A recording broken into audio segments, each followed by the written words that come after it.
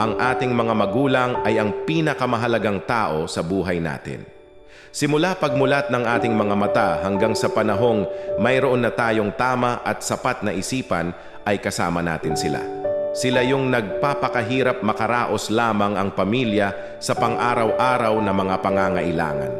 Ang ating mga magulang, gagawin lahat maibigay lamang yung mga bagay na makapagpapasaya sa atin. Ang mga magulang ang siyang sumusuporta sa atin anuman ang maging desisyon nating sa mga bagay-bagay at iba't ibang aspeto ng buhay. Sila rin ang gumagabay sa atin parating na riyan matiyak lamang ang ating kaayusan. Ang ating mga magulang ang gumagawa ng paraan makapagtapos lamang tayo ng pag-aaral. Kahit anong hirap, titiisin nila para lamang sa atin. Sila rin yung unang taong parati nating karamay sa mga oras na mayroon tayong problema na hindi nating magawang solusyonan ng tayo lang. Ang ating mga magulang ang siyang lahat-lahat sa atin. Kung kaya't mapalad yung mga nabiyayaan ng kumpleto at masayang pamilya. Isang buong pamilya na magkakasama sa hirap at ginhawa, lungkot at kasiyahan.